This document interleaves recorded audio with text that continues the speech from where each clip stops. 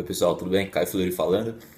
No último vídeo nós falamos sobre a dieta cetogênica formulada pelos cientistas, como ela foi aplicada nos ensaios clínicos mais recentes das últimas décadas, exatamente a proporção de macronutrientes, isso é, carboidrato, proteína e gordura, que consiste em uma dieta cetogênica tanto para perda de peso quanto para manutenção de saúde. Esse foi o tópico do vídeo anterior. Nesse vídeo a gente vai dar um passo para trás, olhar um pouco em retrospectiva, minha vida, um pouco da minha história e que os ensaios clínicos mostram a respeito da dieta cetogênica, não só a dieta cetogênica, mas a dieta low carb, de baixo índice glicêmico e a tão conhecida chamada paleo, a dieta paleo. Então, depois de ter vivido aí muitos anos consumindo uma dieta consideravelmente alta em carboidratos, embora eu fui um atleta por muito tempo, diria um esportista frequente, academia todo dia, fazendo todos os tipos de esportes, pegando onda no final de semana, tanto aeróbico quanto exercício de resistência. Havia uma tendência muito grande de consumir carboidratos refinados e com muita abundância, como todo mundo, a maioria das pessoas das sociedades modernas. Não é à toa que o consumo do brasileiro per capita de carboidrato é acima de 300, 350 gramas de carboidrato por dia, perto de 400 gramas. O estudo de IBGE de 2008, 2009, o estudo de IBGE de 2004, 2003, li todo o relatório e constatou que o ingrediente predominante da dieta do brasileiro é o quê? É a farinha de trigo, é o açúcar. O brasileiro consome mais de 100 gramas por dia na forma de açúcar e maior parte dos carboidratos vem de trigo, desprovidos de farinha refinada desprovida de nutriente, e também o arroz, feijão e a farinha de mandioca, uma farinha refinada também, com um índice glicêmico altíssimo. Então essa é basicamente a dieta do brasileiro. Ela é muito alta em carboidratos, o mesmo relatório constatou 52 a 60 a 56% das calorias na forma de carboidratos. Isso é um dado consistente de todos os anos, o brasileiro mantém essa mesma dieta. O que vem mudando muito foi simplesmente os índices de obesidade e diabetes, que cresceram absurdamente. O brasileiro tem boa parte da população, uma parcela considerável, tem diabetes, a obesidade tem duplicado nos últimos 10, 15 anos, 20% da população obesa, 40% da população acima do peso, um crescimento exponencial. Então temos todos esses problemas decorrentes do consumo excessivo de açúcar e de uma dieta de alto índice glicêmico, que pode ser constatado por meio dos dados do governo, do IBGE, Instituto de Geografia e Estatística, e que tem uma correlação muito grande com o que acontece nos outros países, certo? O denominador comum da obesidade é o consumo do açúcar e do trigo. Nos Estados Unidos, o consumo per capita de açúcar é mais de 100 gramas de açúcar por dia, certo? Não sei quantos quilos isso soma no final do ano, mas é muito parecido com o Brasil. Então esse é o padrão de obesidade no mundo moderno: açúcar, carboidrato refinado e todos os produtos que são feitos a partir deles, né? Não adianta culpar só o fast food. O fast food não é muito diferente dos produtos processados, do que a gente encontra inclusive em muitos restaurantes também. Tem gente que consome fritura e essas coisas, batata frita na padaria, são diversos restaurantes, não é apenas fast food. Então às vezes o culpado é o fast food, mas na verdade o culpado são as pessoas.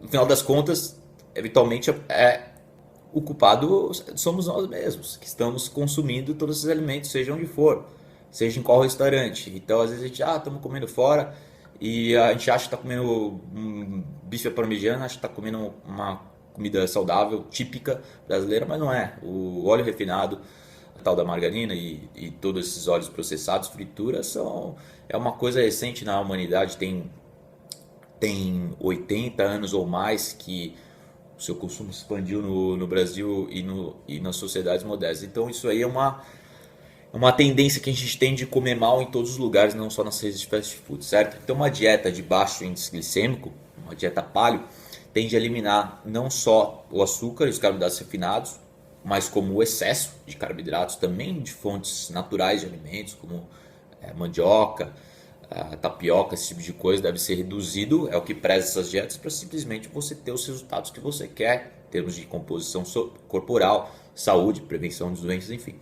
Então a dieta cetogênica é uma dieta um pouco mais restrita ainda, como eu estou cansado de repetir, e é justamente a glicose sanguínea e os níveis de insulina, que é o hormônio que é responsável por armazenar a gordura nas células, que tem que ser monitorado com o seu médico para você ter noção, ter ciência do que está acontecendo com o seu corpo, como resultado da dieta que você optou por seguir, certo?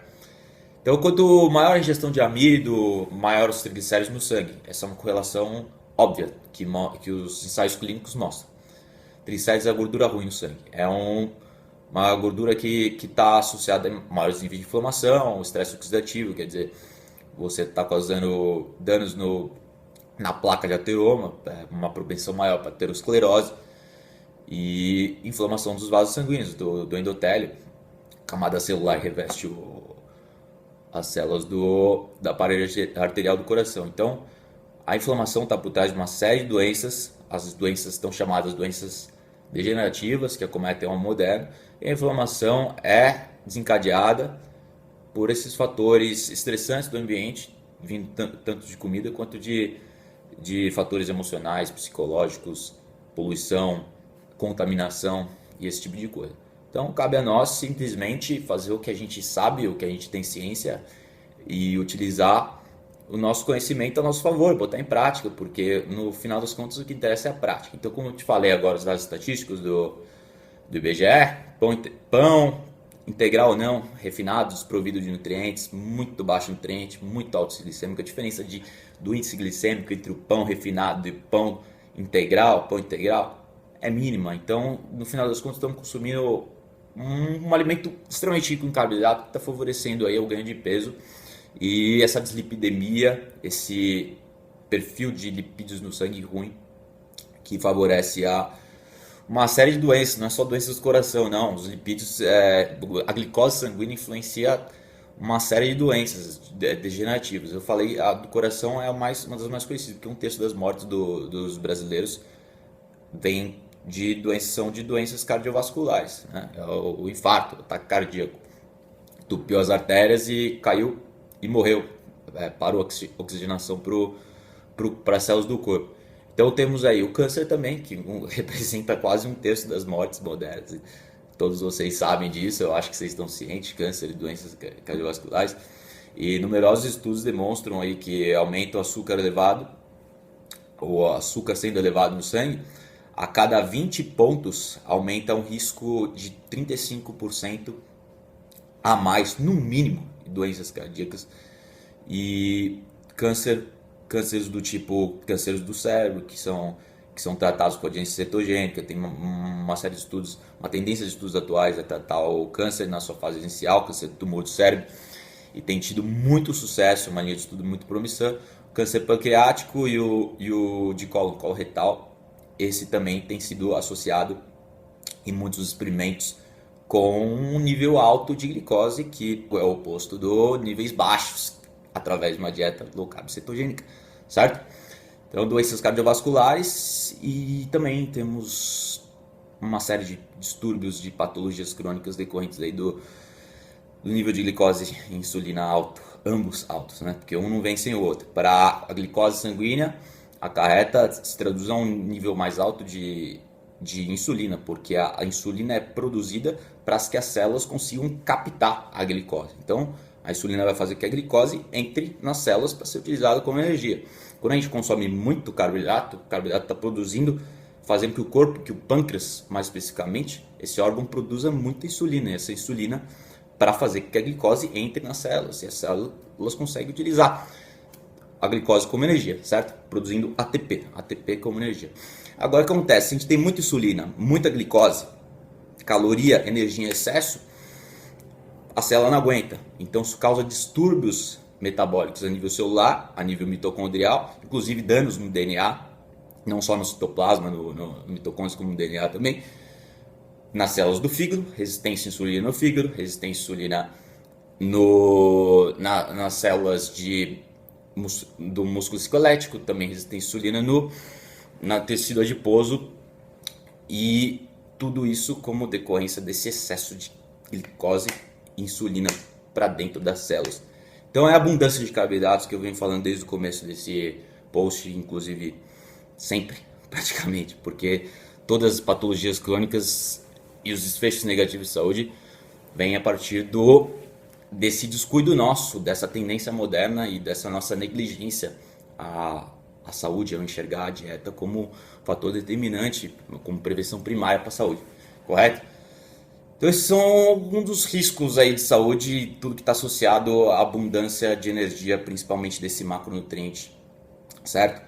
E junto com isso também tem o AVC, que é isquemia, que inclusive aquele estudo que eu falei, especificamente para isquemia, é um risco de 35% mais alto de ter isquemia em um indivíduo que tem, conforme o 20 pontos de 20 miligramas por decilitro é aumentado no sangue. Então, deixa eu explicar isso para vocês entenderem.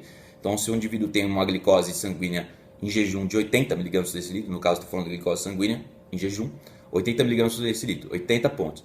A cada 20 pontos de aumento, há um risco de 35% maior de desenvolver stroke e derrame, ok? A cada 20 pontos, 35% a mais de risco, de chance de ocorrer esse evento fatal. A maioria dos casos fatal, ok? Isquemia e todo esse resto, certo?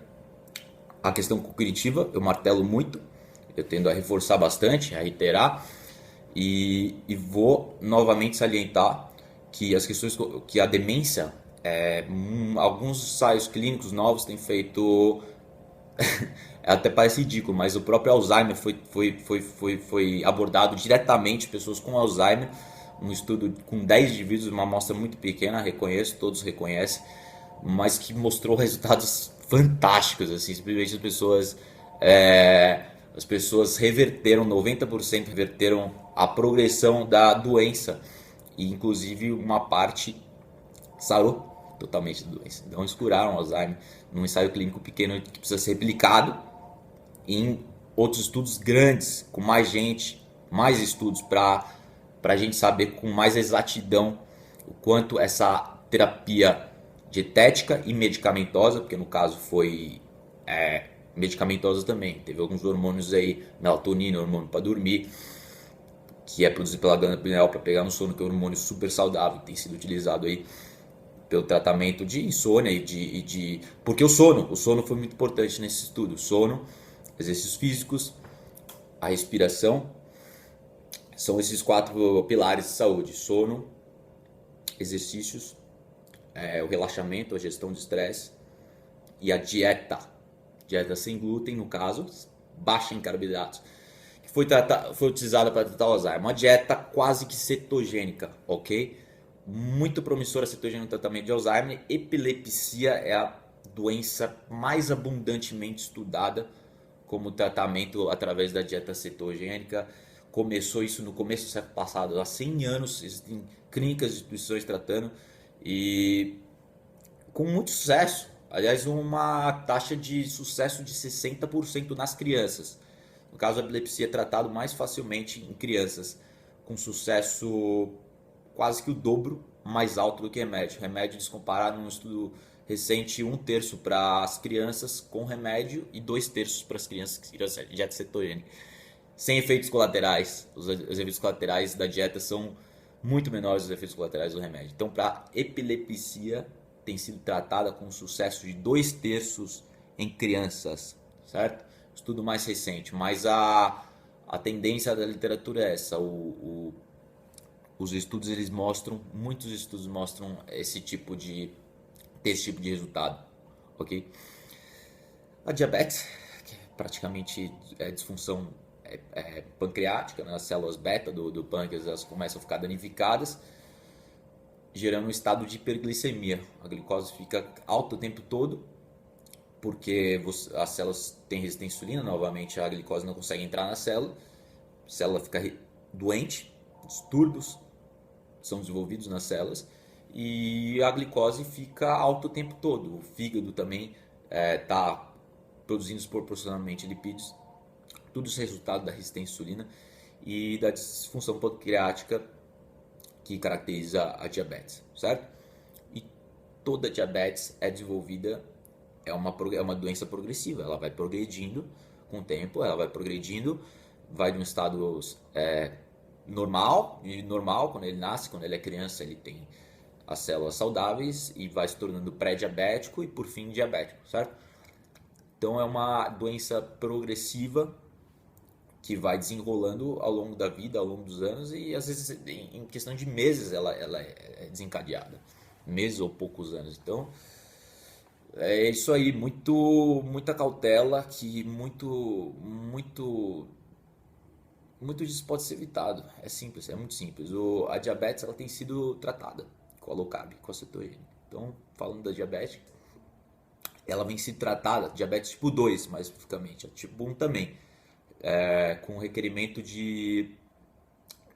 da insulina exógena sendo injetada, caindo pela metade no caso da diabetes tipo 1. No caso da diabetes tipo 2, ou a medicação de controle de glicemia, ou a medicação de controle, a própria insulina é cortada, ou é reduzida drasticamente, certo? Porque simplesmente os efeitos são profundos, os resultados são profundos com a low carb. Eu acho que eu já falei bastante sobre as principais doenças que sim, podem ser tratadas, nem sempre resolvidas, é claro, mas que podem ser melhoradas ou tratadas com a low carb cetogênica, ok? Então você pode ter algum tipo de relutância de seguir a dieta, porque no caso você só quer perder peso, então você tem uma dificuldade de entender essa questão de saúde, essa questão de todos os desfechos na saúde humana, e você pode ter por isso pouca motivação, porque você só quer aquele negócio a curto prazo, você só quer perder peso, você só quer resultados imediatos, certo? Então, mas tem uma notícia boa para você também, você vai perder peso com muita facilidade, porque é uma dieta que promove saciedade, que é eficiente, é fácil de ser seguida, é fácil de selecionar os alimentos. Então, se sua motivação não é a saúde, sua principal motivação não é essa, você tem a motivação estética, é claro. Mas o que eu acredito que para a gente ter um sucesso duradouro a longo prazo, os principais fatores são esses: a gente entender por que a gente está seguindo a dieta, o que isso traz de imediato para a gente, né? Seja em estética ou em saúde. Por que é importante ter saúde? O que é saúde? Qual é o conceito de saúde? A gente precisa compreender o que é isso. A gente precisa saber. Só quando a gente saber a importância da saúde, que a gente vai ter uma motivação forte o suficiente, um motivo muito forte para seguir a dieta. Que o motivo é esse: você não quer ter uma morte prematura, você quer ter abundância física e mental, certo? Você quer ter energia, você quer ser produtivo, você quer ter um estado físico e mental invejável em muitos casos, você quer ser uma pessoa melhor. Então esse é o objetivo, ok, pessoal? Então é isso aí. Acho que no próximo eu até comentei no último vídeo que a gente vai falar sobre a dieta cetogênica para esportistas e para atletas, não só para atletas, mas para quem pratica academia aí com regularidade. Então esse vai ser o tópico do próximo vídeo, ok? Então fiquem ligados. Abraço!